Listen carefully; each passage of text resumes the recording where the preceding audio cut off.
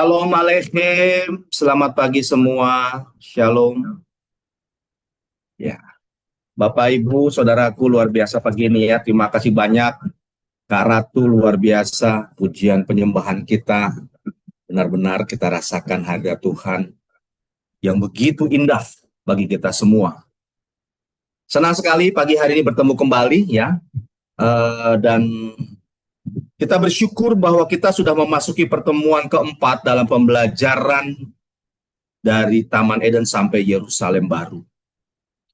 Bapak Ibu yang dikasih Tuhan dan saudara-saudaraku, teman-teman, kakak dan adikku, ya, khusus pada hari ini dan mulai hari ini, pembelajaran kita akan memasuki sebuah yang saya nyatakan sebagai sebuah dimensi yang memasuki wilayah personal kita, di mana kita akan menjadi bagian dari rencana Allah. Dan untuk menyadari hal itu, mempelajari bait suci khususnya, saya tidak lagi mau pakai bahasa teologis yang terlalu formal buat kita.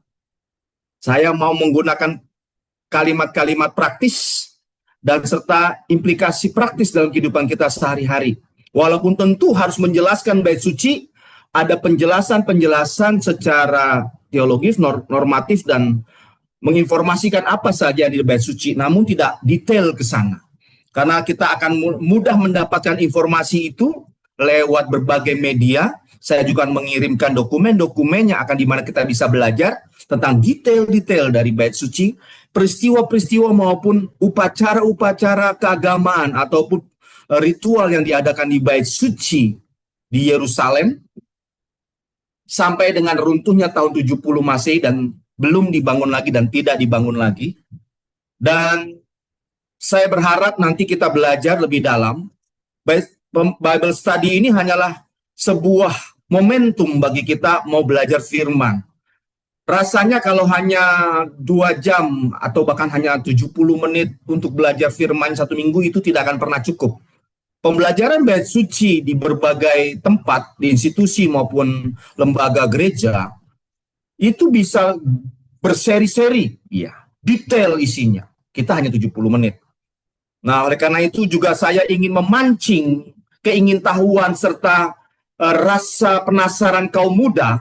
Saya menggali dan mengajak kita menemukan pembelajaran tentang bait suci ya sebagai mikrokosmos kehendak Tuhan ya di bumi ini dari sisi yang lebih praktis agar anak-anak muda tertarik mempelajari firman lebih dalam lagi. Nah, Bapak Ibu, teman-teman semua, jadi bait suci sebagai mikrokosmos kehendak Tuhan atas bumi ini adalah kalimat yang tidak populer.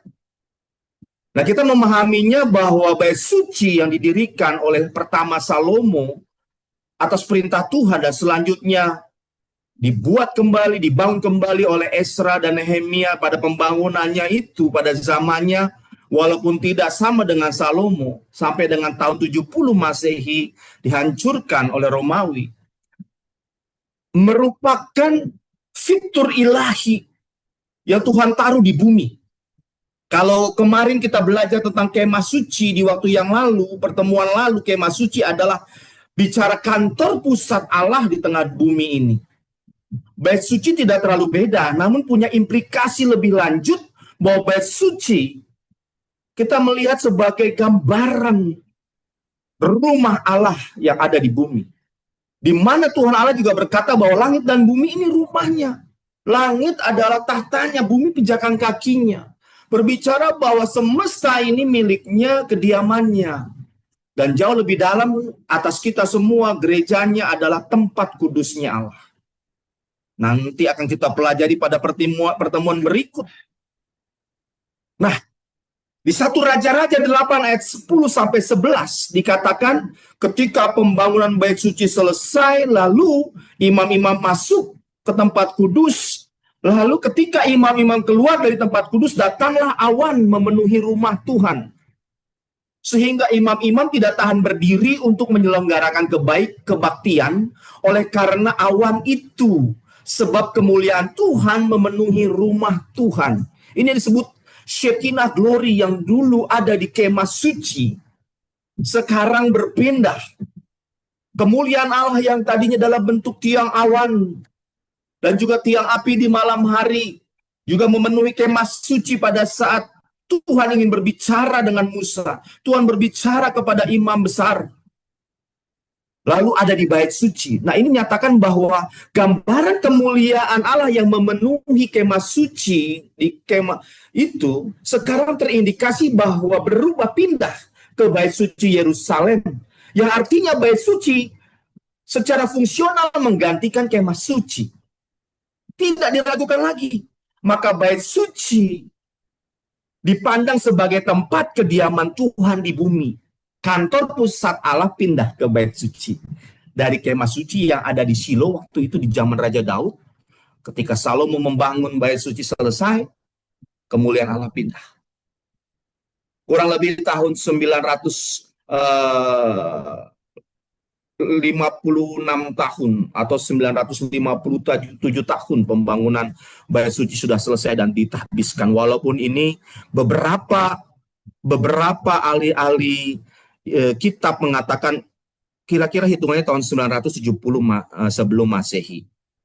Untuk ukuran tahun dan semuanya itu kita bisa pertimbangkan ya sebagai referensi. Karena angka yang pasti itu sulit ya, sulit. Jadi kurang lebih sekitar ada yang mengatakan bahwa tahun 966 sebelum Masehi selesai itu kesepakatan yang paling banyak.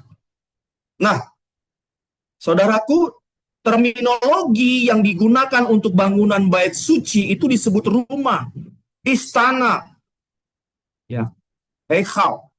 Dan penekanan pada sifat luar biasa dari desain dan pembuatannya bersama-sama memberikan pernyataan simbolis bahwa Tuhan tinggal di Sion. Perabotannya memenuhi kebutuhan penghuni bangunan dan kemuliaan perabot tersebut menandakan kemuliaan di dalamnya. Di dalam fitur-fitur bait suci makin ke dalam makin menunjukkan emas yang murni. Di luarnya tembaga, di halamannya tembaga. Tetapi ketika masuk ke ruang kudus dan maha kudus, perabotnya terbuat dari emas murni. Yang menunjukkan penghuninya menyukai kemurnian, kekudusan, yang terbaik yang bisa diberikan. Yang maksudnya adalah Tuhan Allah. Iya. Ingin kita datang dengan yang terbaik yang bisa kita berikan. Kalau kita mau menemui Tuhan Allah, Tuhan ingin yang terbaik kita bisa berikan. Walaupun kita tidak punya emas permata, tapi hidup yang dipersembahkan kepada Allah yang terbaik. Waktu-waktu kita, pikiran kita, kecerdasan kita, keterampilan kita. Semua yang Tuhan Allah berikan, baik fisik, non-fisik, jasmani, dan rohani harus dipersembahkan kepada Allah yang terbaik. Itu maksudnya. Jadi kita tidak bisa datang kepada Tuhan sebenarnya dengan santai. Yo Tuhan, apa kabar hari ini? Sembarangan gitu ngomongnya ya. Ya kadang-kadang memang kita bisa dengan kepada Tuhan sebagai Bapa. Bapa, aku capek. Bapa di surga, aku kepengen ini. Boleh. Tuhan juga bisa santai. Tetapi ingat bahwa pribadi ini adalah pribadi pencipta langit dan bumi. Kita bisa datang kapanpun, dimanapun. Di kamar, di rumah, di sekolah, di kampus, di ojek online, di kendaraan kita, dimanapun. Kita mau berseru dengan suara pelan, mau teriak, mau nyanyi. Boleh. Dia Bapa kita. Tetapi ingat, pribadinya ini punya karakter yang menuntut yang terbaik dari kehidupan kita. Oleh karena itu datang jangan santai-santai. Jangan doa sama Tuhan kayak laporan. Tuhan saya mau makan berkati ini. Amin. Loh. Tuhan saya mau ini, Tuhan saya mau itu. Jangan cuma nuntut laporan.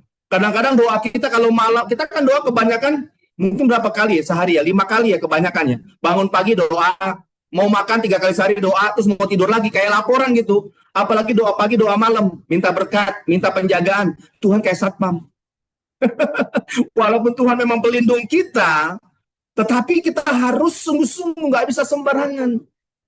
Jangan terlalu menganggap Tuhan itu pribadi yang seperti teman, tetapi teman yang kita bisa mau-maunya kita sebenarnya ya. Ini harus ada syarat dan ketentuan berlaku. Walaupun santai bahasa kita sama Tuhan, dia menuntut kekudusan hidup kita. Dia menuntut yang terbaik yang kita bisa berikan. Jadi jangan di sekolah, Tuhan, tolong saya nih, saya belum belajar. Ulang ini Tuhan, tolong berikan urapan lu sehingga saya mengerjakan ujian ini. Langsung bisa nilai langsung terbaik. 10 atau A, kalau bisa A+. Nggak belajar, nuntut yang terbaik dari Tuhan. Terbaik, harusnya kita persiapan yang terbaik, belajar sungguh-sungguh, kerja keras sebagai sekolah, sebagai murid sekolah, sebagai pelajar, sebagai mahasiswa-mahasiswi, sebagai karyawan, beri yang terbaik, persiapan yang terbaik sebagai pengusaha, lalu minta Tuhan penyertaannya. Bukan terbalik, Tuhan yang suruh kerja, kita enak-enak. Kan ada tuh, Pak Esther tuh ada kan, yang menyatakan firman-Nya Amsal 10 ayat 22. Berkat Tuhanlah yang menjadikan kaya, susah payah tidak menambahinya. Bahasa aslinya menyatakan bahwa berkat yang dari Tuhan, itu tidak akan ditambahkan kesusahan atasnya. Jadi kalau kita kerja, dapat rezeki yang benar kerjanya, tidak nipu, tidak curi, tidak malas, Tuhan akan berkati, limpahkan, dan Tuhan jagai rezeki kita itu. Kita juga nggak dapat kesusahan.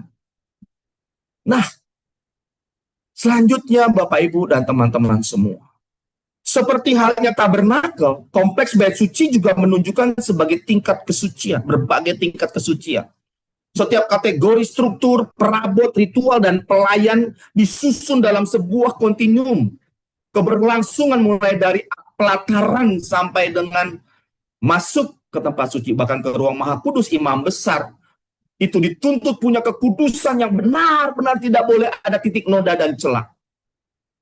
Makanya imam besar itu diberikan juga tali dan lonceng, supaya kalau dia masuk ruang maha kudus Allah dan ternyata dia ada kedapatan titik noda sedikit pun di hadapan Allah yang tidak berkenan di hati Allah, dia binasa. Wow, nanti ditarik mayatnya keluar kalau dia mati kena kemuliaan Tuhan. Jadi kemuliaan Tuhan bukan hanya membuat kita bisa menikmati hadiratnya yang indah, ya, lalu kita bersyukur. Tapi kalau masa itu imam besar tidak menjaga kesucian hidup, dia bisa binasa kena kemuliaan Tuhan. Saya bertanya, kira-kira Tuhan Allah yang kita temui setiap hari sekarang, yang kita sembah dalam nama Tuhan Yesus Kristus, apakah berubah karakternya? Apakah berubah kemuliaannya? Apakah berubah sifat? Kita kan sering nyanyi, Tuhan Yesus tidak berubah, dari sekolah minggu ya. Maka sebenarnya dia menuntut kesucian yang sama sekarang dalam hidup kita. Tapi kasih karunia Tuhan Yesus juga menyertai. Walaupun kita diberi kasih karunia, kita nggak boleh hidup sembarangan. Hargai dia sebagai yang maha kudus. Tuhan Allah yang maha kudus. Nah, teman-teman, ini memang akhirnya kita dituntut, bukannya legalistik ataupun benar-benar seperti orang yang nggak boleh salah sama sekali ya, tetapi memahami ini seperti orang dewasa yang mau membantu orang tuanya. Yaitu ketika lihat orang tuanya lagi repot, kita ada adik, jagain adik kita tanpa disuruh.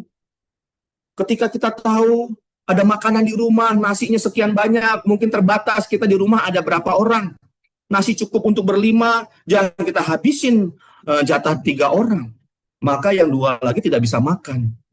Kita toleransi, kita tahu diri, kita menjaga kebersihan. Itu juga bentuk sebuah penghargaan tetap kesucian Tuhan. Itu ada konsekuensi kebenaran yang Tuhan tuntut dalam kehidupan kita. Kalau Tuhan Maha Kudus, kita juga harus bersih hidupnya, secara jasmani dan rohani. Makanya kalau anak Tuhan malas gosok gigi, kamarnya berantakan, kos-kosannya aduh jarang dibersihkan, kontrakannya hancur-hancuran, nggak diurus, nggak dirawat, ada yang rusak nggak diperbaiki, hati-hati, itu karakter yang tidak sesuai dengan Bapak kita. Harus, itu konsekuensi logisnya kita sebagai pengikut Tuhan Yesus dan mempelajari bahwa bait suci sebagai mikrokosmik. ilahi. Kehendak Tuhan bahwa kita jadi bagian dari semesta. Menjaga harmoni ilahi di semesta ini. Salah satu wujudnya kepedulian terhadap lingkungan. Dimulai dari kamar kita. Dimulai dari diri kita bahkan. Dijaga kebersihannya. Nah, siapa yang belum mandi hari ini? Kalau kedinginan nggak apa-apa, ya. Nah, kalau memang nggak menimbulkan bau yang mengganggu yang lain nggak apa-apa, ya. Tapi jangan lupa mandi. Oke, intermezzo ya. Jangan gara-gara itu nggak mau ikutan lagi ya. Bagus tadinya ya. Nah, Bapak Ibu teman-teman, ini adalah bentuk penampang bait suci yang Salomo bangun. Rekonstruksi kira-kira demikian, ya. Ruangan-ruangannya yang paling utama adalah ruang Maha Kudus. Ada ruang kudus sesudahnya nomor 2 itu. Ada ruang-ruang atap. Kalau kecil pakai HP nanti bisa diakses ya. Kan ini materinya saya bagikan. Detailnya bisa dilihat. Kalau pagi ini sekarang belum bisa lihat dengan jelas, nanti akses langsung ya. Nanti silakan dipelajari lagi. Ada ruang-ruang samping, ada yakin. Itu 2 pilar, yakin dan doas. Ada beranda depan, ini dia nomor 7 beranda. Nomor 8 mesbah tembaga itu di depan di pelataran ini. Nah, ini mesbah tembaga. Lalu ada panggung dari tembaga nomor 9 yang kecil paling depan, paling kanan sendiri. Nomor 10 ada halaman dalam, ini semua halaman dalam. Ada laut tembaga, sebetulnya laut tembaga bahasa Indonesianya ya. Karena situ ada air yang untuk menyucikan. Kolam basuhan tepatnya. Kereta, nah ini dia tempat-tempat juga ditaruh benda-benda perkakas. Bait suci di situ, lalu ada pintu masuk ruang samping dan ruang-ruang makan juga ada. Nah, kalau gereja punya ruang makan memang enak, jemaat nggak kemana-mana ya, jadi bisa saling kongko-kongko. Nah, bisa saling berbagi. Nah, tetapi di sini kita melihat memang ruang makan itu apa kebutuhan para imam dan pelayan bait suci di situ, atau penempatan persembahan-persembahan yang akan dikorbankan, dipersembahkan, ditata demikian rupa. Ini secara detail. Kalau mau detailnya lagi, ya, saya akan kirimkan link juga nanti agar dibagikan nanti di YouTube, di media streaming. Ada beberapa referensi yang bisa dilihat secara detail benda-benda bait suci, perabot-perabotnya ya. Bukan saya nggak mau bahas pagi ini karena waktu kita terbatas. Hanya 70 menit. Nah, nggak akan bisa. Ini satu-satu kalau dibahas satu aja bisa 90 menit sendiri satu benda. Nah, yang luar biasa di ruang Maha Kudus ini ya, ada yang namanya tabut perjanjian. Tabut perjanjian di zaman Salomo isinya 2 loh batu serta tongkat Harun ya, dan tulang-tulang Yusuf yang dibawa. Tongkat Harun yang bertunas serta ada juga tulang-tulang Yusuf. Nah, ketika Israel dibuang ke Babel, bait suci pertama dihancurkan atau bait suci yang dibangun Salomo hancur, tabut perjanjian hilang. Sampai sekarang, walaupun ada banyak berkata secara informasi di sana-sini ya, bicara sudah ditemukan, tetapi secara resmi belum ada informasinya. Ya, kalau saya penasaran, kalau ditemukan itu tulisan Allah sendiri di 2 loh batu, 10 perintahnya, 10 perintahnya Taurat itu, wow, penasaran, betul tulisan Tuhan kayak apa? Tapi apa sih dalam gambar-gambar bentuknya saya tahu gambarnya, tapi rapihnya itu loh tulisan tangan Tuhan. Iya. Nah, selanjutnya ya Bapak Ibu, jadi secara detail saya akan tambahkan lampirkan apa saja isi penjelasan dari masing-masing benda ataupun fitur yang dibangun di bait suci ini. Karena kita mau masuk kepada implikasi teologis dan implikasi praktis. Untuk apa kita belajar tentang bait suci? Untuk apa kita tahu informasi ini? Bukankah bait suci sudah hancur? Dan bukankah kita adalah bait sucinya sekarang ini? Ya, itu benar. Tapi kita punya kepentingan yang sangat-sangat esensi.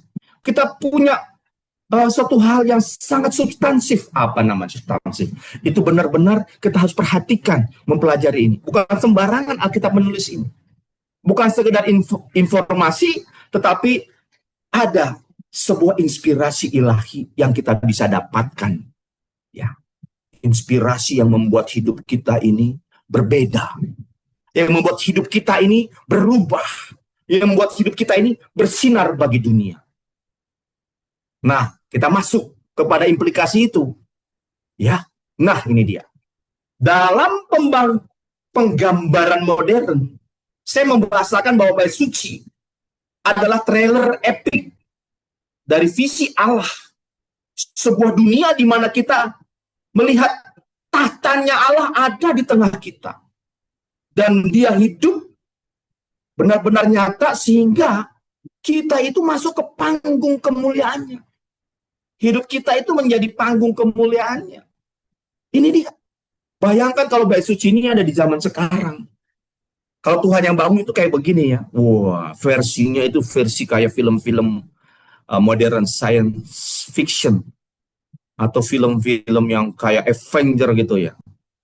Tetapi ingat bahwa firman Tuhan Allah ya dan amin sepanjang zaman dan setiap zaman itu selalu fit, tepat, exact, bisa muat dan bisa dikenakan dalam kehidupan kita.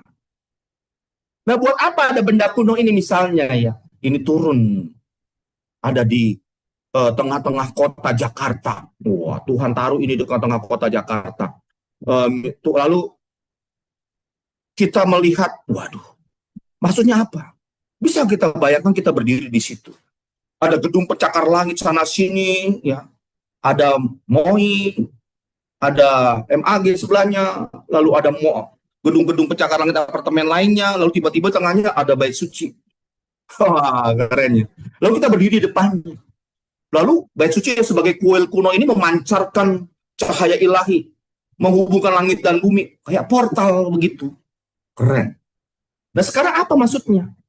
Maksudnya sebenarnya kehadiran bait suci di tengah kehidupan manusia, khusus bangsa Israel masa itu, adalah jantung rencana Allah untuk menyatukan ciptaannya kita dan semesta ini dengan Dia sebagai pencipta kita. Oleh sebab itu, ini luar biasa. Ya, kita bayangkanlah berdiri di sini. Bukan sekedar tumpukan batu, tetapi jantung. Nah, ini saya tulisnya juga jantungan lagi ya, mohon maaf. Editor nanti perbaiki. Jantung rencana Allah untuk menyatukan ciptaannya dengan kehadirannya. Wow. Sekali lagi Allah mau berdiam di tengah umatnya. Bait suci kita bisa bayangkan kalau kata bahasa modern sekarang ini sebagai server utama dari sistem operasi alam semesta. Ya. Server utama yang ada di alam semesta. Tapi yang lebih utama lagi dari surga, Tuhan Allah punya sendiri gitu ya. Nah, di tengah dunia dia taruh servernya supaya Allah bisa upload kehadirannya untuk bisa diakses oleh kita umatnya. Jadi bait suci ini seperti wifi yang menghubungkan semua perangkat. Bait suci adalah sinyal ilahi yang mengundang kita untuk connect dengan tujuannya. Membawa damai, kasih, dan kekudusan ke dunia modern. Inilah maknanya. Ini keren. Saya berusaha memikirkan bagaimana nih bisa implikasi bait suci ini dipahami oleh anak-anak muda kita, bahkan anak-anak kita yang masih sekolah minggu, masih TK dan SD. Bahasanya adalah kadang-kadang kan anak-anak kecil ini habis datanya minta apa hotspot. Iya. Bait suci adalah perangkat yang memancarkan hotspot atau wifi-nya. Kalau dulu kemah suci hotspotnya portable, kalau sekarang bait suci mulai permanen taruh di Yerusalem. Supaya kita bisa connect terhadap Tuhan Allah. Itu implikasinya. Kehadiran Allah sebenarnya mau memancar di tengah kehidupan umatnya setiap waktu, di setiap zaman, sepanjang kehidupan manusia. Dari Taman Eden sampai nanti Yerusalem baru. Nah, jadi bait suci bukan sekedar bangunan fisik, tempat imam-imam saja yang boleh memasuki dan melayani Tuhan. Ini adalah portal suci, di mana imam besar akan mendapatkan arahan Tuhan. Ya. Ini sebenarnya awalnya desain Tuhan Allah tuh begitu bangun bait suci karena Taman Eden sudah gagal jadi tempat sucinya karena dinodai oleh dosa, pemberontakan Adam dan Hawa. Selanjutnya dunia juga semakin rusak, manusia jahat semata-mata. Kata Tuhan, manusia makin maunya lakukan kekerasan saja di zaman Nuh. Atau dalam bahasa Ibrani Hamas. Hamas, maunya kerak, melakukan kejahatan. Akhirnya di riset manusia. Bumi seperti diribut penghuninya. Tapi menyisakan satu keluarga. Nuh dan 3 orang anaknya. Dan 3 orang istri anak-anak. Nuh dan istrinya dan 3 orang anak mantunya. Berarti semua 8 ya. 8 orang memulai kembali. Seperti diribut. Nah, seperti handphone kita itu kembali ke setelan pabrikan. Hanya memang Nuh dan keluarganya mengawali sudah ada bawaan atur dosa yang terjadi akhirnya sampai dengan menara Babel. Tuhan harus mengacau balaukan karena rencana ilahi untuk membuat bumi ini menjadi tempat kediaman ilahi dengan kehadiran Babel bisa rusak. Akhirnya Tuhan Allah bekerja terus kepada bangsa-bangsa sampai akhirnya bangsa Israel dipilih. Jadi bukan berarti ketika bangsa Israel dipilih Tuhan tidak bekerja atas bangsa-bangsa lain. Dia bekerja dengan menaruh Tauratnya di hati semua manusia. Itu firman Allah katakan. Maaf.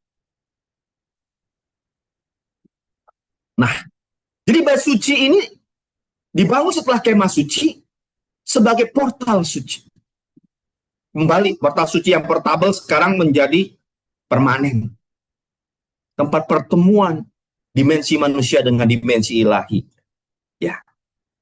Di ruangan ini ada multidimensi. Bukan multi-universe gimana ya. Seperti paradigma atau pandangan-pandangan film-film di Hollywood. Bahwa kita punya doppelganger karena ada bumi yang lain. Banyak semesta yang lain. Enggak. Alkitab menyebut bahwa hanya satu semesta dan bumi cuma satu. Kita hanya satu. Ya.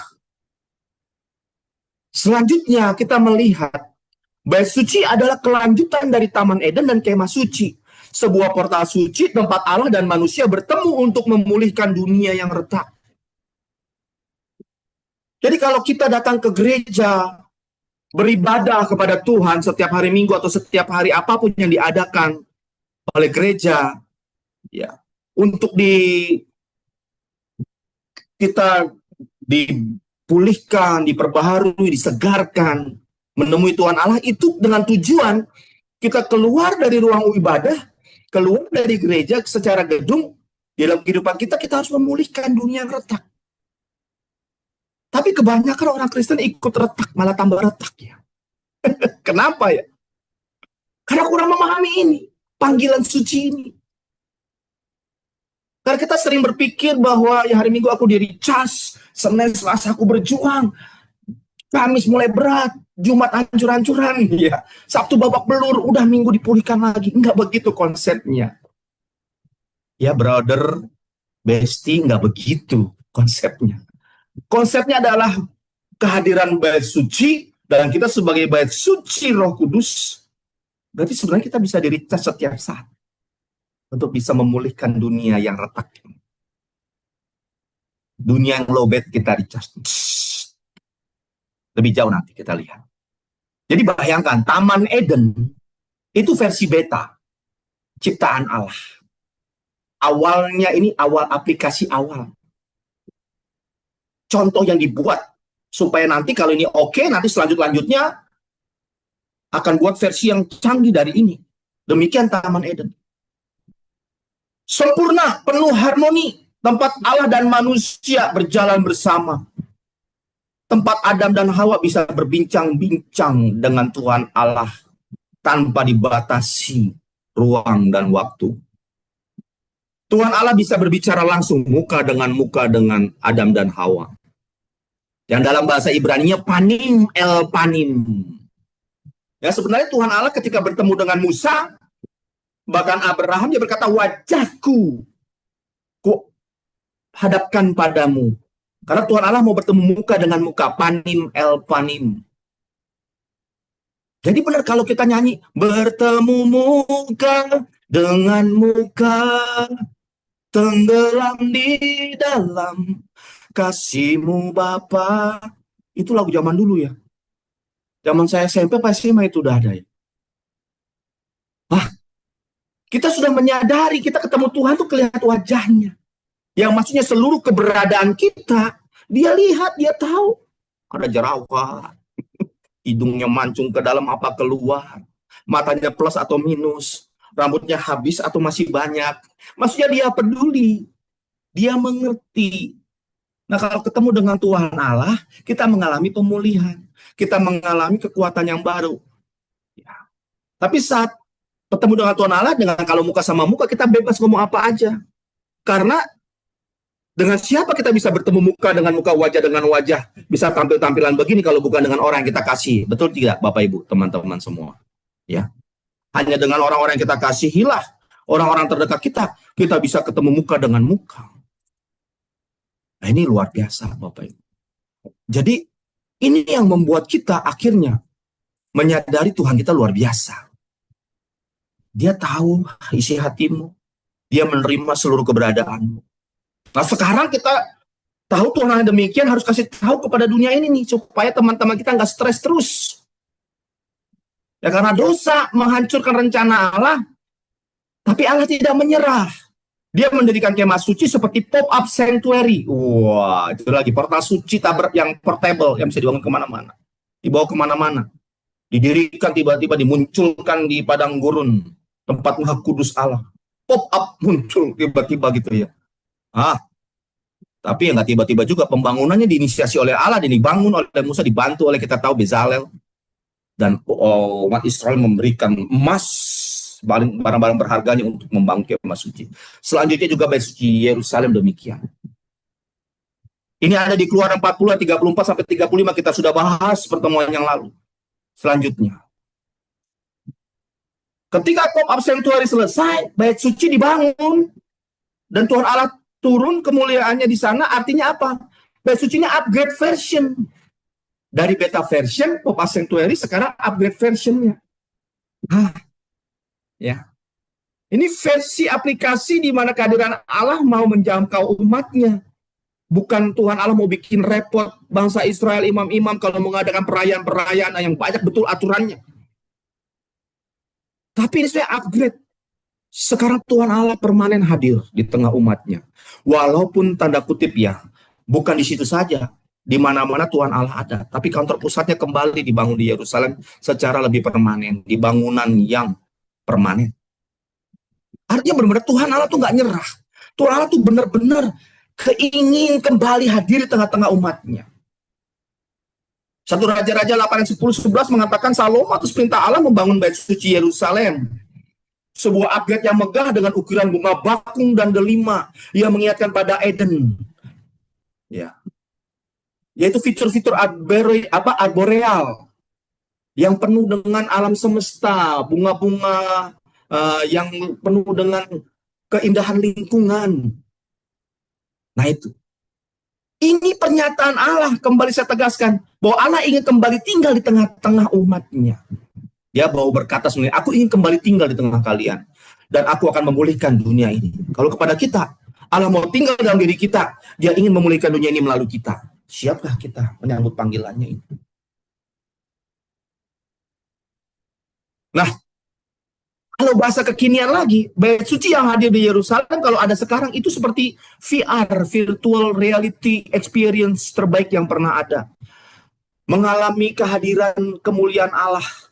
Seperti menggunakan headset yang membawa kita kembali ke Eden. Tapi nyata, karena desain arborealnya, pilar-pilarnya, hadirat Allahnya. Setiap detail dari pilar-pilar berukir hingga tabut perjanjian di dalam ruang maha kudus. Ini adalah versi pixel yang diperbesar, digandakan dari rencana Allah untuk menyatukan langit dan bumi. Lihat ya, Tuhan Allah sayang sama ciptaannya. Tuhan Allah sayang kepada kita. Tuhan Allah sayang kepada lingkungan yang dibuatnya. Jadi kita nggak boleh merusak lingkungan. Jangan mengotori dunia ini dengan polusi. Ya, Bapak Ibu kalau ada rezekinya memang punya mobil kita yang asapnya itu sudah membuat di motor belakang itu sampai terbatuk-batuk, gantilah atau perbaikilah. Spek knalpot kita itu nggak mengganggu pengendara motor yang lain. Kalau punya knalpot juga jangan yang suaranya membuat orang sakit gigi udah kepengen ngamuk pas kita lewat. Paham ya? Jangan knalpot bro. Ayolah, kita hargai, kita toleransi. Kalau naik motor jangan sok-sokan sama yang lain, jangan tabrak sana, tabrak sini, senggol sana, senggol sini. Aku punya backingan. Hei, semua kita juga punya backingan. Tuhan Allah pencipta langit dan bumi. Tetapi Tuhan Allah dan bumi menuntut kita untuk hidup tidak sembarangan dan tidak semena-mena terhadap sesama dan semua ciptaannya. Amin, Bapak Ibu. Teman-teman semua bisa dipahami? Ini maksudnya. Desain bait suci ini ada fitur-fitur bunga-bunga, bunga delima, bunga bakung, keindahan semesta yang Tuhan hadirkan. Panoramanya kalau di kemah suci itu ada warna-warna langit, warna kemuliaan, seperti warna galaksi. Lihat, Tuhan memang mencintai ciptaan. Bunga bakung di lembah, dia dandani. Ya. Burung di udara dia pelihara. Terlebih kita. Tapi kita nggak boleh sombong.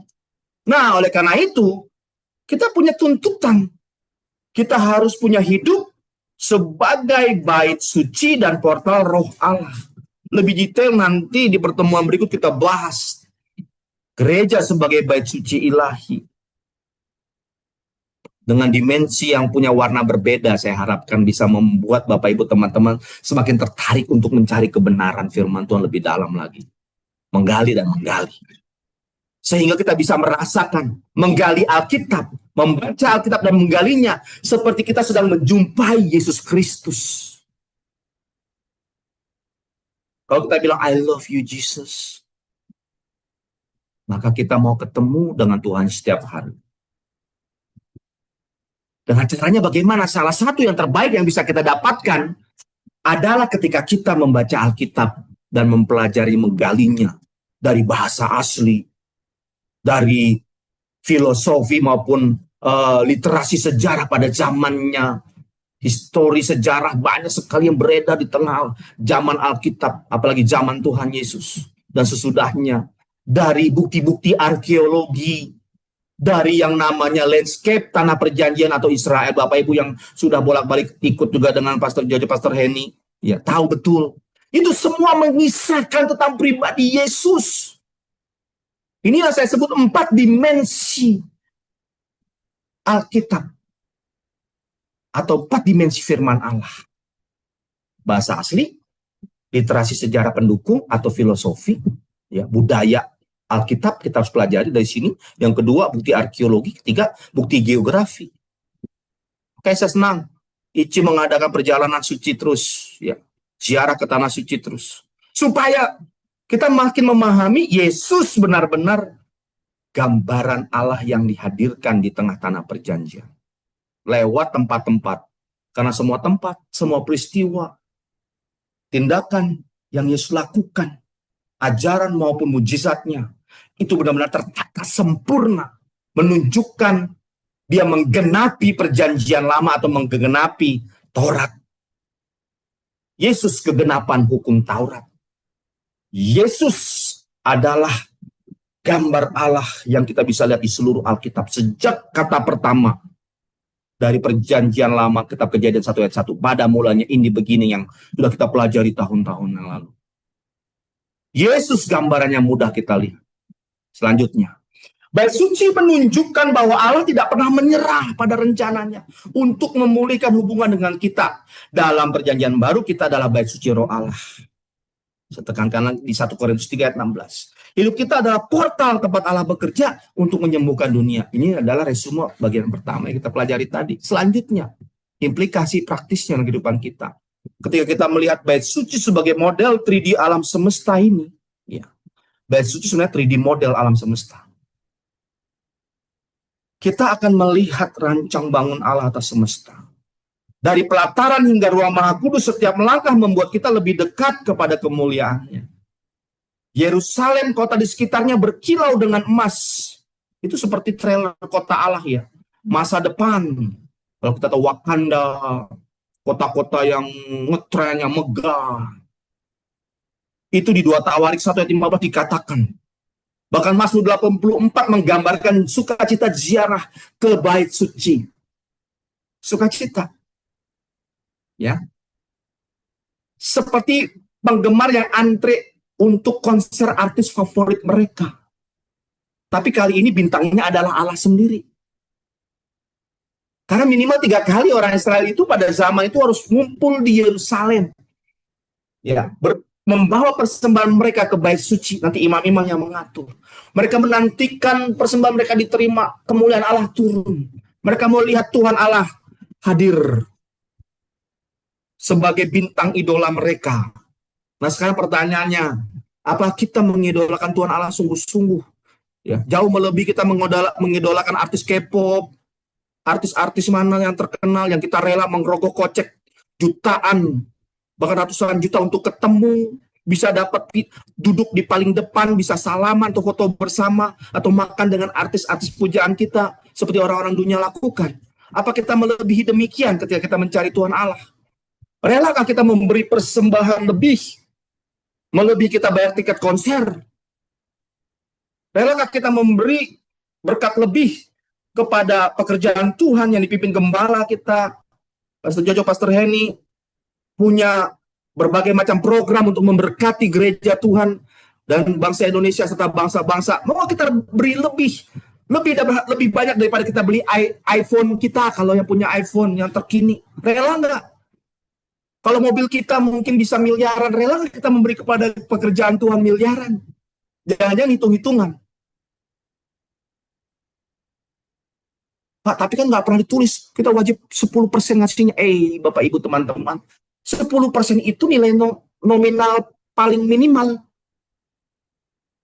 yang bisa kita berikan sama Tuhan, itu paling enggak 10% aja kata Tuhan dulu kepada bangsa Israel. Artinya apa? Jangan pelit, karena sebenarnya 100% uang kita milik Tuhan. Beranikah kita melihat sesama kita? Kalau kita udah punya rumah bagus, mewah, ada uang lebih miliar-miliaran, bahkan ratusan miliar, melihat saudara seiman di gereja, anggota community kita yang terkecil bersama-sama kumpul, masih punya rumah, masih kontrak rumahnya, kita ada belas kasih enggak? Saya beliin rumah ya buat kamu, walaupun nggak terlalu besar, nggak apa ya. Coba memperhatikan siapa yang anak, ya kita udah bahas yang lalu ya, yang mau sekolah sekarang sedang bergumul, orang tua di ICI ini, di manapun berada, Bible study ini, mau bayar SPP aja, aduh, ada kasus-kasus ya, ijazah bisa ditahan karena SPP sekolah ditahan. Jangan sampai jemaat ICI mengalami demikian. Jangan tunjuk gembala, itu kan gembala nggak perhatian, bukan. Kita hanya ini sebagai saudara seiman, tetangga yang paling dekat. Gembala bagaimana bisa memperhatikan ribuan jemaat, puluhan ribu? Kita di kelompok terkecil harus hadir sebagai gembala bagi sesama kita. Harus hadir sebagai portal ilahi yang menyalurkan berkat ilahi kepada saudara kita. Amin, Bapak Ibu. Ya, jadi jangan pelit. Percaya deh. Beri maka akan diberi. Tapi memberi juga bukan maksudnya, ini saya kasih supaya kasih uang saya 1 miliar jadi 100 miliar. Bukan begitu juga. Tapi mau punya uang 100 miliar juga boleh, asal untuk kepentingan Tuhan. Amin. Amin. Nah, itu tuntutan kita sekarang, yang dimana kita hidup sebagai bait suci dan hologram kehadiran Allah. Wah. Dunia ini nggak bisa melihat Allah langsung seperti kita, tapi Allah mau hadir di tengah dunia melalui kita. Kita adalah gambarannya. Bait suci bukan cuma cerita kuno. It's a cosmic call to action. Dari Taman Eden ke Yerusalem baru, Allah mengundang kita semua untuk menjadikan hidup kita sebagai bait suci yang memancarkan kasih dan kekudusan dan harapannya. Di dunia yang penuh filter dengan kebisingan, kita adalah hologram kehadiran Allah. Membawa preview dari dunia baru ke setiap chat di WA, di apapun aplikasi chattingmu, di post-post IG-mu, Facebook, media streaming, dan semua interaksi fisik langsung, pertemuan-pertemuan langsung maupun online ini, bawa misi dunia baru, Yerusalem baru. Bahwa kita ini, title kita sebagai warga negara Indonesia juga sebenarnya adalah warga kerajaan Allah yang punya martabat ilahi. Nggak bisa sembarangan hidup. Hati-hati bapak-bapak isi chatnya. Hati-hati ibu-ibu isi chatnya keluhan semua. Gosipin saudara. Gosipin jemaat yang lain. Apalagi gosipin pemimpin. Aduh, double triple action itu. Nanti murka Tuhan bisa turunnya. Cepat bertobat, minta ampun sama Tuhan. Ya, jangan julitin yang lain. Jangan cuma isi medsos kita atau apa, kita pengennya lihat belanjaan terus nggak mau belajar firman, nggak mau doa, nggak mau ikuti pertemuan-pertemuan ibadah. Bagaimana kita bisa di recharge, ketemu dengan Bapa kita selalu, Tuhan Yesus Kristus, sahabat kita, ya Gembala Agung kita. Bahkan suatu saat kita akan bertemu muka dengan muka. Dia adalah mempelai laki-laki kita. Ya artinya hidup kita itu punya dia, kita nggak ada apa-apanya. Hidup kita bukan milik kita lagi. Dia yang berhak atas hidup kita. Nah sekarang apa isi HP kita, isi gadget kita? Musiknya apa? Musik dunia semua. Bukan nggak boleh dengerin lagunya siapa itu yang terkenal lah. Bukan nggak boleh goyang TikTok. Tapi kalau itu isinya lebih daripada kita mau ketemu Tuhan, aduh parah deh. Generasi muda, kita lebih senang lihat medsos daripada belajar sungguh-sungguh supaya nilai kita terbaik. Atau di kampus kita dapat hasil terbaik. Sehingga kita benar-benar punya kompetensi yang dibutuhkan dunia. Lihat loh, nanti kita ini, aduh adik-adik kita ya, anak-anak kita ini selesai lulus ini tahun-tahun ini dan 5 tahun ke depan, 10 tahun ke depan, awalnya bukan lagi manusia, robot, dan AI. Wah, saya suka ngobrol sama Pastor Rizal dan teman-teman di sini beberapa. AI loh, ngeri. Robot, hati-hati. Sekarang robotnya Tesla udah bisa joget-jungkir balik, bahkan sebentar lagi tali Bali kali ya. Udah bisa, nggak dipakein bajunya aja. Apapun nanti bisa digantikan. Tapi satu yang nggak bisa tergantikan. Hidup kita bagi Allah. Amin. Itu yang nggak boleh digantikan. Jadi semua kita harus berlomba nih. Bekerja, belajar, hidup kudus. Benar-benar sungguh-sungguh. Supaya kita ini benar-benar menyatakan kehadiran Allah jadi hologramnya yang bisa dilihat. Maksudnya ini hologram kan gambar yang kelihatannya. Tengah orang-orang sedang sibuk tiba-tiba lihat ada yang berbeda itu. Warna-warnanya cerah banget, nah itu hologram. Ya. Dan kita jadi pribadi yang memancarkan kasih Kristus tengah dunia ini. Lalu yang bagian terakhir. Ketika bait suci Yerusalem benar-benar sudah menjadi sesuatu yang dipuja-puja bangsa Israel, tapi hati mereka menjauh kepada Allah. Akhirnya Tuhan Allah membawa kehancuran kepada Israel dan bait sucinya. Di tahun 586 Babel menyerang, hancurkan bait suci. 586 sebelum Masehi ya. Nah, di tengah kehancuran itu bangsa Israel meraung dan meraung penuh keputusasaan. Tapi Tuhan Allah berbicara kepada Yesaya dan Yeskiel. Di zaman yang berbeda, satu di zaman ketika bangsa Israel setelah utara dibuang ke Asyur, bangsa Israel selatan dibuang ke Babel. Mereka melihat plot twist ilahi. Ketika bangsa Israel melihat bait sucinya dihancurkan, lalu mereka merasa harapan sirna. Tapi Tuhan Allah beritahu kepada mereka bahwa aku akan membangun kembali bait suciku. Wah, senang sekali orang Israel. Tapi penampakan penglihatan yang diberikan kepada Yesaya dan Yeskiel, penggambarannya bukan bait suci yang di dunia lagi yang Tuhan Allah mau bangun. Memang selanjutnya ketika Israel kembali dari pembuangan di Babel, mereka membangun kembali bait suci kedua. Ezra memimpin. Selesai di masa Nehemia.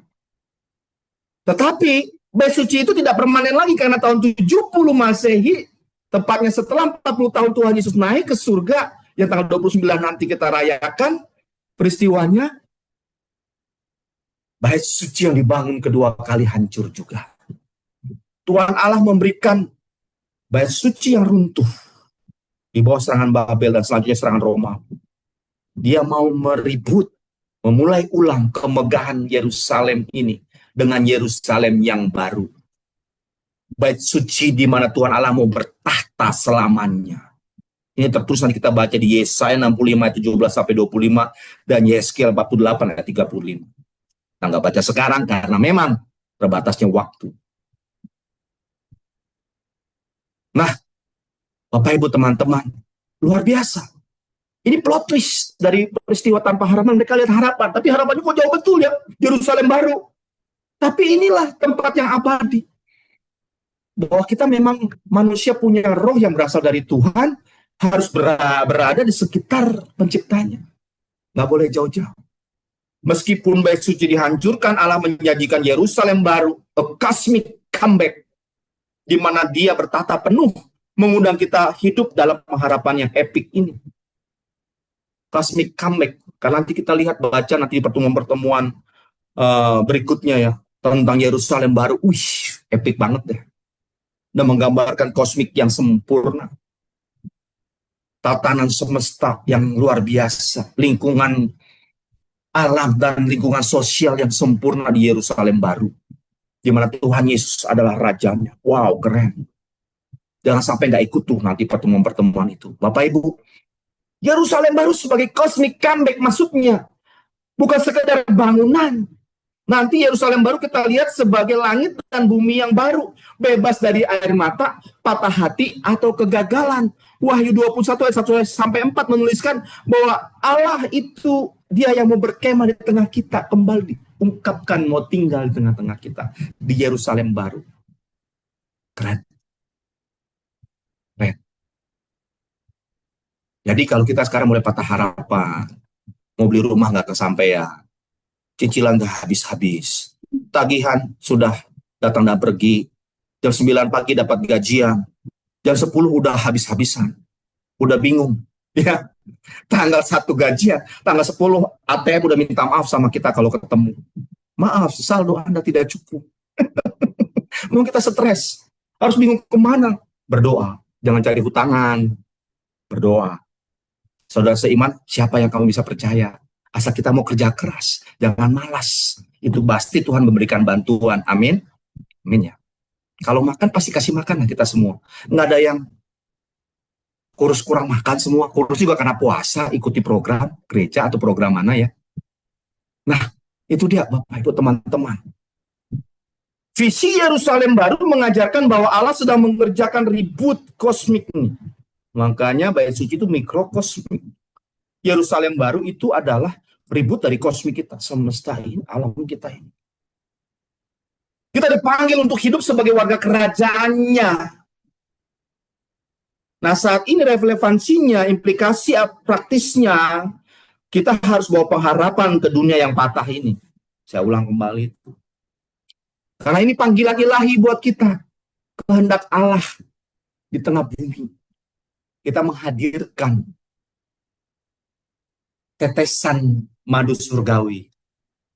Kesejukan Yerusalem baru nanti. Ke tengah lingkungan sekitar. Kepada orang tua makanya harus sopan. Nggak boleh kasar. Sama adik harus sayang. Sama teman jangan pecicilan. Ya, sebentar mau ini, sebentar mau itu, nggak selesai keinginan kita itu. Mau ke mall, mau kemana, mau pamer-pameran. Bajunya mau samaan, harus yang branded. Sementara ada yang orang tuanya UMR aja nggak sampai gajinya. Akhirnya apa? Terjebak pinjol. Saya lihat ya kemarin ke Jakarta, saya lihat di mall itu ada fenomena anak-anak perempuan yang usia remaja gitu ya. Kok pakai bajunya itu udele dikasih lihat, pusernya dipamer-pamerkan. Jadi bajunya hanya dari dada turun sedikit aja 5-10 cm aja. Ya, celananya super ketat. Ya, buat saya ya, melihat hal ini kok nggak cuma 1, 2, 3, kok banyak ya fenomena grup-grupan. Wah, ini udah mulai ngetren berarti ini. CS-CS-an. Hati-hati penampilan kita. Kita ini adalah gambaran ilahi di tengah dunia. Panggilan kita punya gambar dan rupa Allah. Segambar dan serupa Allah, imago Dei, atau dalam bahasa Ibrani Selem Demut. Ya. Selem Ha Elohim, gambar Allah yang kelihatan di tengah dunia ini. Kita harus tunjukkan pakai baju yang sopan. Salah satunya itu. Implikasi praktis setiap hari tuntutannya ketika kita mengikuti Tuhan Yesus itu. Tapi kan Tuhan Yesus Tahulah, dia mengertilah. Hei, jangan sampai hidupmu jadi batu sandungan. Itu kata Tuhan Yesus juga.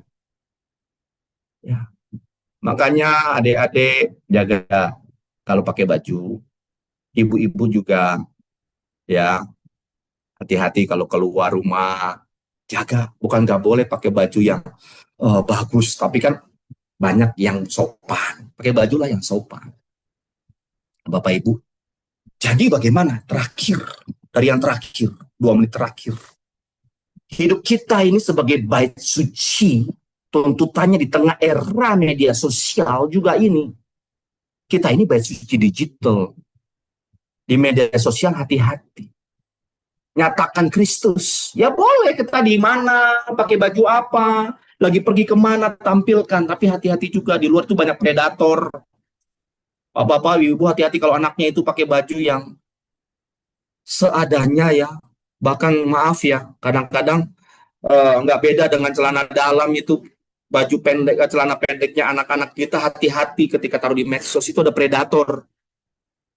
Baru-baru ini kan beberapa hari yang lalu pemerintah polisi nangkap grup predator atau grup komunitas yang membicarakan hubungan sedarah ya, hubungan seks sedarah atau orientasi seksual kepada yang sedarah, kepada bapak, kepada ibu, kepada anak, kepada adik, kepada kakak. Sempat lewat di timeline medsos saya, ininya, informasinya saja, udah muak saya, mau muntah rasa bacanya. Kok bisa imajinasi seorang ayah ada loh ngeliat anaknya itu umur 2 tahun, dia bilang, ini anak saya 2 tahun, nanti tunggu 4 tahun lagi saya pakai. Wah, saya bilang ini orang gila.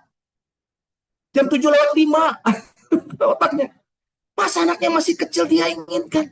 Tuh disetubuhi nanti. Saya bilang, Tuhan, itu baca saya mau muntah rasanya.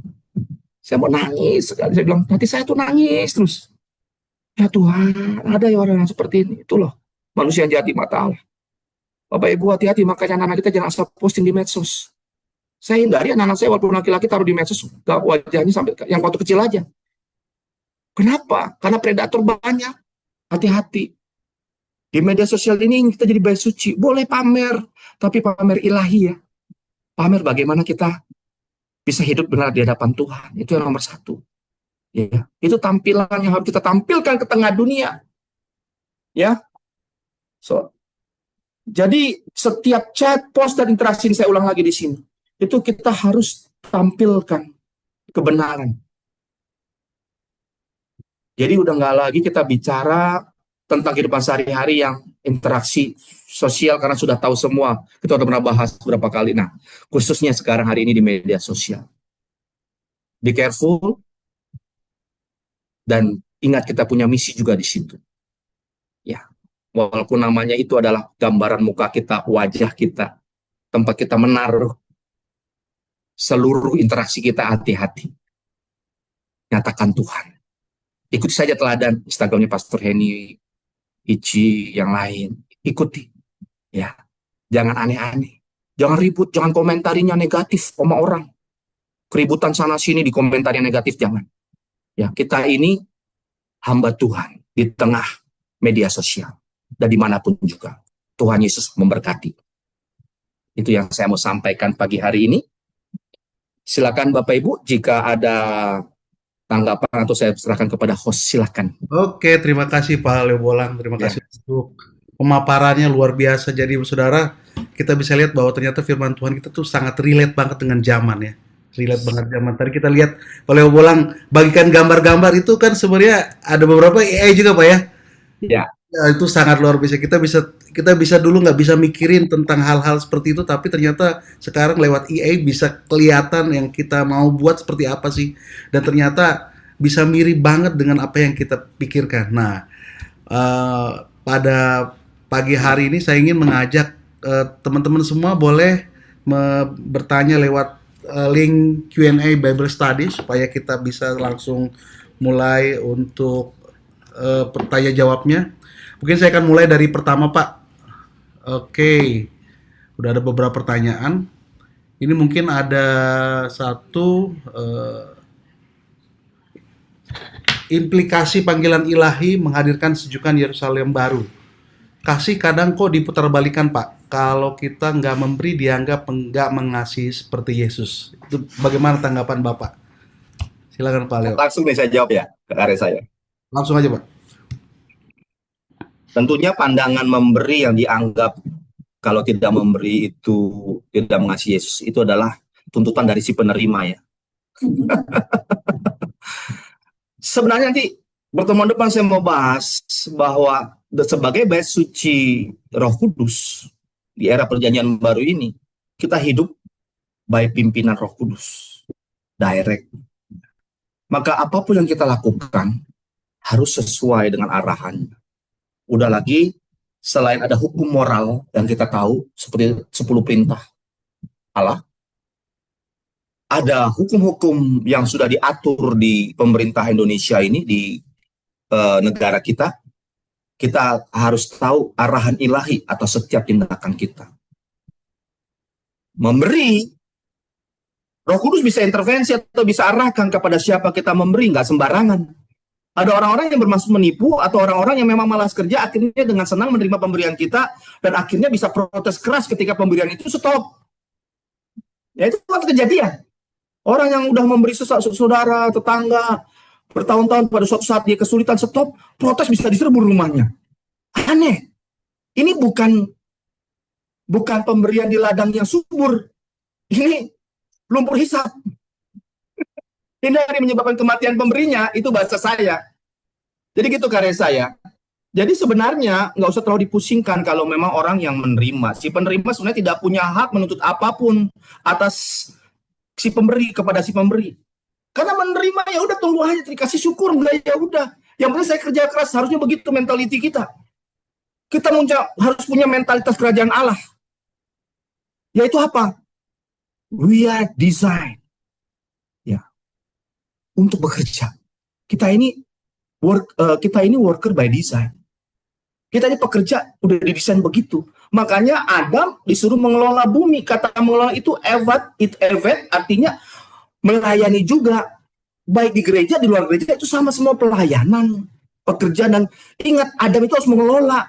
Kalau Tuhan bosnya, Adam bisa sembarangan sebenarnya gitu ya. Nggak bisa. Katakan ada kata lagi memelihara. Kata memelihara kan kata syamar. Kita pernah belajar dulu.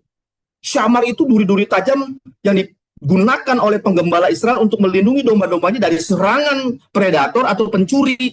Dan bahkan si penggembalanya tidur di pagar menjaga supaya predator nggak memasuki pintu masuknya. Jadi gembalanya udah duluan pasang badan, siap mati bagi domba-dombanya. Itu syamar, kata yang sama disuruh ketika Adam disuruh memelihara. Mengelola dan memelihara Taman Eden. Jadi Adam harus memelihara, harus menjaga Taman Eden, harus mengelola Taman Eden, mengerjakan dengan sepenuh hati, seluruh kemampuannya. Jadi kita harus bekerja, nggak boleh malas. Ya, asal kerja keras, kita jangan sampai lupa istirahat, merusak tubuh juga. Itu aja. Itu ya karya saya bisa ungkapkan. Jadi masalahnya ini menerima berarti mentalitinya yang kebablasan. Kasih itu bukan sekedar ngasih-ngasih aja. Kasih itu ada kebenaran dan ada keadilan Tuhan. Ya. Di dalam kasih itu ada kebenaran. Di dalam kasih juga ada penerimaan. Kalau penerimaan saja toleransi, ngasih terus tanpa ada kebenaran dan faktor mendidik, rusak orang-orang. Tapi kalau kita mengasihi dengan pendidikan, dengan kebenaran, kan dikatakan Paulus katakan lakukanlah kebenaran di dalam kasih. Harus seimbang. Ya. Kasih tanpa kebenaran itu merusak. Kebenaran tanpa kasih itu brutal. Ya. Gitu Karisa dari saya. Oke, Pak. Berarti tetap ora et labora Pak ya. Ora et labora. Sesuai dengan yang Tuhan mau dan kita harus mengerjakan dengan segenap hati. Oke, selanjutnya mungkin ini tentang hologram. Kalau kita adalah bait suci, hologram berarti kepenuhan kita adalah Roh Kudus turun atas dalam gambaran bait suci dan bait suci itu penuh. Apakah seperti itu, Pak? Terima kasih, Pastor. Tolong dijelaskan. Ini pertemuan depan dong, jangan sekarang pertemuan depan. Nggak terlalu cepat kayaknya. Terlalu cepat ya, hebat ya. Skill dikit aja, Pak. Skill dikit aja, Pak. Ya, skill dikit ya, futuristik semua nih. Ini anggota Bible Study futuristik, mereka memang dapat ilham ilahi semua. Ya. Intinya memang Roh Kudus jadi pemenuh kita ketika kita jadi bait sucinya, hologramnya, ya, memenuhi kita. Tetapi ingat, bukan berarti Roh Kudus ambil alih seperti lagu sekolah minggu sehingga kita jadi robot, ya. Kau ambil alih seluruh hidupku, artinya kita berserah tapi juga bertindak. Nanti kita lihat belajar selalu tindakan berserah di dalam Tuhan itu artinya juga bukan tindakan pasif, tapi aktif seperti rekan sekerja. Sebenarnya jadi banyak deh ya. Oke, kita lanjut lagi, Pak. Oke, ini ada pertanyaan begini. Pak, berarti masuk bait suci antri seperti itu. Tiketnya apa seperti kebaikan atau keburukan yang dinilai? Terima kasih. Ya, tentunya itu penggambaran saja ya, simbol atau namanya analogi di mana kita itu bisa memahami dengan mudah. Masuk ke bait suci yang boleh masuk imam-imam saja pada masa itu. Ya, di pelataran di ruang kudus imam boleh masuk. Tapi imam besar yang satu-satunya boleh masuk ke ruang maha kudus hanya imam besar. Nah, bagaimana dengan orang-orang Israel yang datang dari mana-mana untuk yang namanya berziarah ke tanah suci atau ke bait suci yang dalam bahasa Ibraninya itu hak. Ya. Jadi kalau sekarang ada namanya perayaan-perayaan disebutnya hak samea. Ya, selamat berhari raya. Hari raya itu hak. Hak yang Arabnya hajj. Paham ya? Jadi bait suci ke sana orang-orang Israel datang naik ke Gunung Kudus Allah, ke Sion, ke Yerusalem, sama saja mereka memberikan persembahan kepada imam-imam yang sudah menunggu di luar. Persembahan yang dibawa masuk diberikan kepada Allah di pelataran, ya. Dia ada mezbah di situ, ada mezbah ukupan, ada kolam pembasuhan. Nah, orang-orang Israel di luar menunggu, udah berdoa, beribadah, berbagi kasih di sekitarannya di hari-hari raya. Mereka makan bersama, berdoa bersama. Nanti imam-imam memimpin mereka dalam ibadah-ibadah atau upacara-upacara ritual tertentu. Ya, jadi tiket masuk ke bait suci berapa? Nah, tiket masuknya adalah kehidupannya dipersembahkan kepada Allah. Itu imam. Imam Lewi yang bertugas di bait suci itu hidupnya khusus bagi Allah. Konteksnya sekarang kita juga imam. Hidup kita harus persembahkan bagi Allah. Jadi kita full time semua, jangan. Nanti siapa yang dilayani? Semua dimanapun. Ya itu udah sepi lagi deh. Kapanpun kita bait sucinya Roh Kudus. Ya, itu Oke, guys. thank you, thank you. Ini ada lagi pertanyaan selanjutnya. Pastor, jika di Alkitab mengikuti kalender Yahudi, apakah kita juga seharusnya mengikuti kalender Yahudi? Karena kita mengikuti Alkitab. Yang nanya orang Yahudi. Bukan, ini kayaknya orang Indonesia. Kita kan dicangkokkannya. Jadi gini, ada hukum moral, ada hukum seremonial. Perintah moral, perintah seremonial, itu yang ditaruh di dalam Taurat. 10 perintah itu utama, ini moral. Semua kita wajib lakukan, mau nggak mau, karena udah ditaruh dalam hati. Semua manusia juga lakukan loh. Semua manusia juga mau taat sama Tuhan, sama uh, yang dia mencari satu yang berkuasa di tengah dunia yang dia puja, dia hormati. Lalu menguduskan hari-hari tertentu untuk beribadah. Semua manusia juga hormati orang tua. Itu idealnya ya. Ini manusia normal ya. Yang normal pikirannya ya. Hormat sama orang tua. Nggak mau bunuh, nggak mau curi, nggak mau berzina, nggak mencuri, nggak mau bersaksi dusta, dan nggak mau mengingini harta sesama. Semua manusia.